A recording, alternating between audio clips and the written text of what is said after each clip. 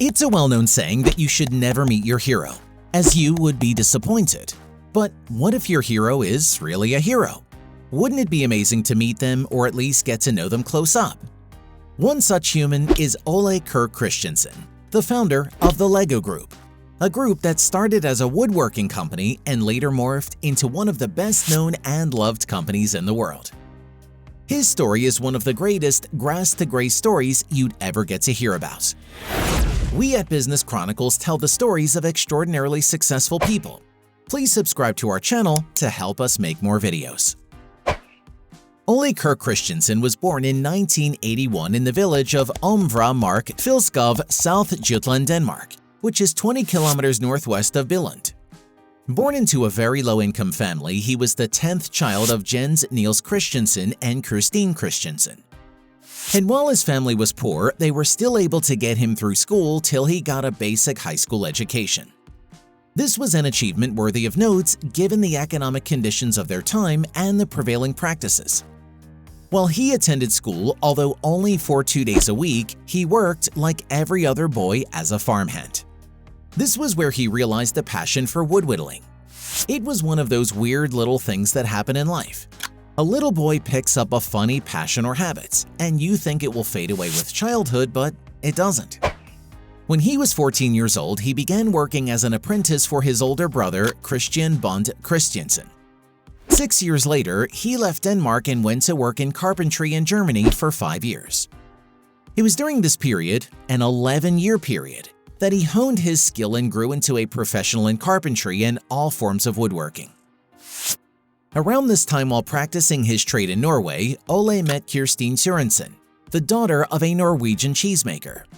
They later got married in 1916. Together, they had 4 children named Johannes, Carl Georg, Gottfried, and Gerhard. In 1916, Ole returned to Denmark and bought the Billund Carpentry Shop and Lumberyard with the money he had saved over the years. The first products produced by his shop were household goods and furniture for the local community, like ladders, stools, and ironing boards. The business later delved into restoring and developing new buildings. A few years later, in 1924, disaster struck the Christiansens when a fire burned down everything they owned. It was a knockout punch that came out of nowhere. It was a mishap that occurred as his sons, Carl and Gottfried, accidentally set a pile of wood chips in the shop on fire while playing with wood shavings. The result was that both his factory and their family house were burned down. After this, Ole drew up plans to rebuild both and moved his family into one room while renting out the others. And by 1930, he had employed a small workforce to maintain his now growing business. This newfound success, however, didn't last very long. As the American stock market crashed in 1929, it plunged the world into depression. This had a very adverse effect on Ole's new and improved company. During this period, into the early 1930s, Ole's business greatly suffered from the aftermath of the Depression. The subsequent drop in farming prices resulted in many of his customers being unable to afford his products. This decline in business forced Christiansen to lay off his staff in 1932 until only 7 employees remained. While many may see this as a business decision brought on by macroeconomic factors, it was bigger than that. The truth is, it was this same year that he lost his wife Christine, who died after the birth of the 4th child, which left Ole with 4 children to raise on his own.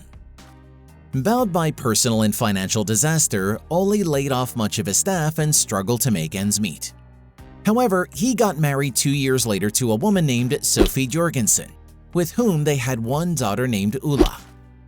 As part of his adjustment plans, Ole made and sold cheap wooden products including stools, Christmas tree stands, and wooden toys.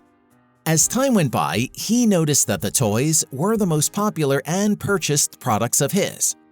His son Gottfried joined him around this period, and together they produced many different toy designs such as vehicles, ferries, airplanes, and buses. The toys were made from high-quality birch wood and painted, finished, and packaged beautifully. This attention to detail and quality easily earned Ole a good reputation, and the profits flowed in. He believed that his company had to always deliver the best quality, and this was passed on to everyone in the company even today. As a pointer to this, his son Gottfried carved and displayed a sign on the factory floor which read, "Only the best is worthy." Although his products were well loved and popular, he had issues with selling them as a lot of the people around him in his local community were very poor. His company eventually slid into bankruptcy. This, however, didn't deter him, even when his siblings told him they'd give him a bailout loan on the condition that he stopped making toys. His love of toys pushed the company ahead even when it limped. He even renamed the company to reflect its new direction. Leg Gott, or play well, became Lego. The name, although, came from a contest he formed among his employees. During this period, he continued to push the company forward through the Great Depression into the Second World War when Germany occupied Denmark.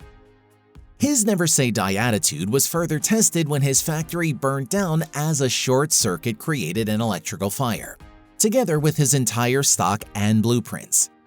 He just bounced back and decided to go again. When the Second World War ended, many traditional materials used in the manufacturing of consumer products were simply not readily available. As a result, many manufacturers looked to advances in plastics to create cheap alternatives. One of these alternatives was the plastic injection molding machine. In this machine, melted plastic is forced into the cavity of a precise mold. However, due to material shortages, the Danish government forbade its commercial use until 1947. Although the ban was still effective, in 1946, the Lego company bought the first plastic injection molding machine. He was unable to use it, though, until the following year, when he was finally permitted to use it for consumer products. While this was a cheaper alternative to woodwork, it was still expensive, as the machine cost more than twice the previous year's profits. Ole also had a bit of a challenge with adjusting to the production of plastic toys, as he had always worked with wood. However, the company produced a new plastic product called the automatic binding brick in 1949. This toy, which looks a lot like a modern Lego brick, was the beginning of the company's new life. From hereafter, Ole Kirk died in 1958. His son Gottfried decided to design the toys in such a way that they would be integrated, interlocking with other pieces of toys. This was a bold move that paid off massively, as it increased the consumer's imaginative powers concerning what they could do and build with the toys. This led to an increase in sales and subsequent reviews. This made the company richer that it was able to overcome a third catastrophic fire, and effectively moved from all things wood, ditching it for plastic. Today, that decision has grown the small company that survived 3 catastrophic fires, the Great Depression, and the Second World War into a global company.